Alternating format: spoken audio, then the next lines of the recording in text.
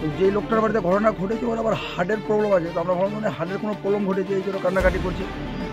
এবার আমরা তড়িঘড়ি গ্রামবাসী, আমি আরও 2-4 জন ছিল, তড়িঘড়ি গিয়ে দেখছি যে ওর বউটা বারান্দায় শুয়ে আছে রক্তাক্ত অবস্থায়, আর ওর স্বামী ইসের খাটের উপরে মানে চৌকির উপরে আছে একদম পুরো রক্তাক্ত অবস্থায়।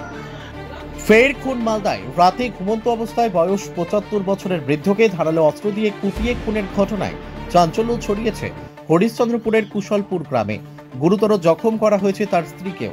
কে বা কারা এই কাণ্ড ঘটিয়েছে তা কেউ বলতে পারছেন না। তবে শত্রুতার কারণে কি এই খুন, নাকি অন্য কোনো রহস্য রয়েছে?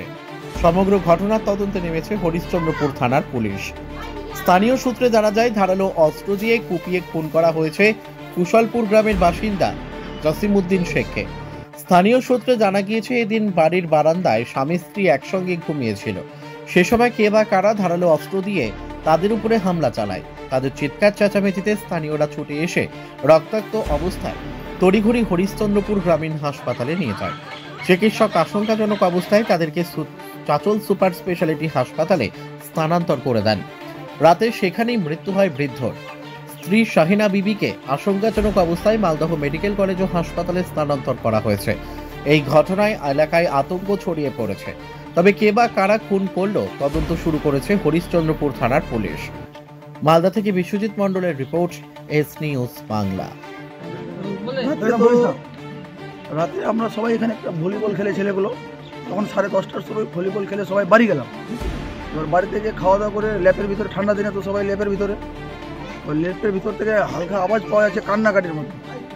তো ভাবলাম যে কে কান্না করছে, একটু পরে দরজাটা খুলে দেখছি যে ওদিক থেকে কান্না আসছে।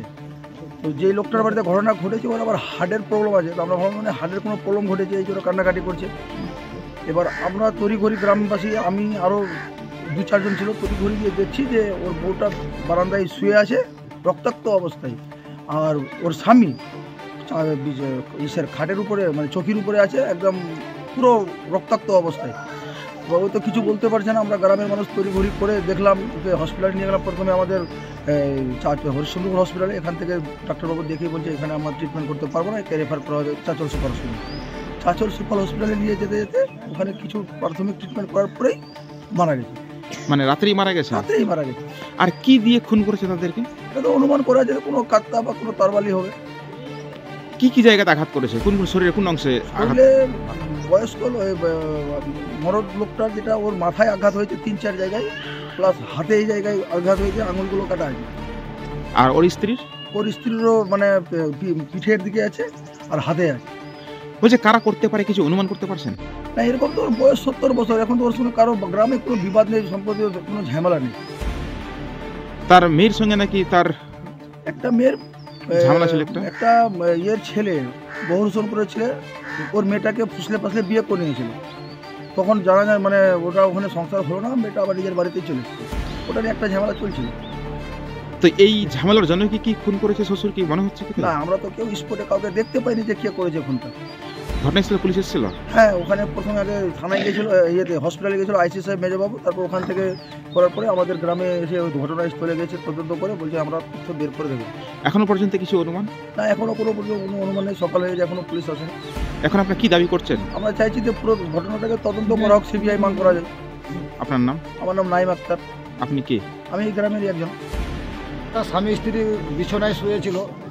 আমরা তো 11টার পর থেকে জেনেছি যে ওখানে ডেট মানে মার্ডারের মতো, যে দেখছি রক্ততে। কে যে মেরেছে আমরা বলতে পারছি না।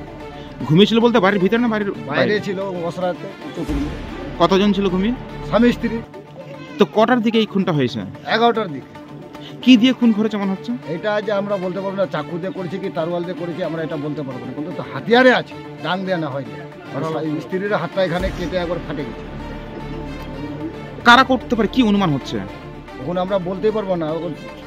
জামাইয়ের, ছোট জামাইয়ের সাথে একটু গন্ডগোল ছিল, আপনি এ করেছে কি কে করেছে আমরা ওটা বলতে পারবো। মানে কি নিয়ে গন্ডগোল ছিল জামাইয়ের সঙ্গে? বেটি পাঠাচ্ছিল না। তো কতদিন ধরে এই ঝামেলা? প্রায় 6 মাস থেকে 6-7 মাস। তো এই নিয়ে কি পূর্বে কোনোদিন তাদের মধ্যে বিবাদ সৃষ্টি হয়েছিল? কেস করা করে।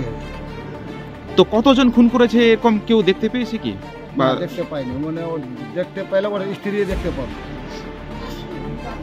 তো ঘটনাস্থলে কি মারা গেছে না হাসপাতালে যাওয়ার পর? হসপিটালে চাচল সুপার হসপিটালে মারা গেছে। কে মারা গেছে? জসিমউদ্দিন আর যখন কে হয়েছে? ওর স্ত্রী। পুলিশ এসেছিল ঘটনাস্থলে? হ্যাঁ, পুলিশ এসেছিল, আইসি সাহেব এসেছিল। এখন আপনি কি দাবি করছেন একে নিয়ে? আমরা চাই গ্রামবাসী মিলে, তো আমরা সিবিআই চাই, এটাকে তদন্ত করে দেখা হোক কে আছে। আপনার নাম? টিপু সুলতান, আপনি কে? গাঙ্গুর বুথের মেম্বার।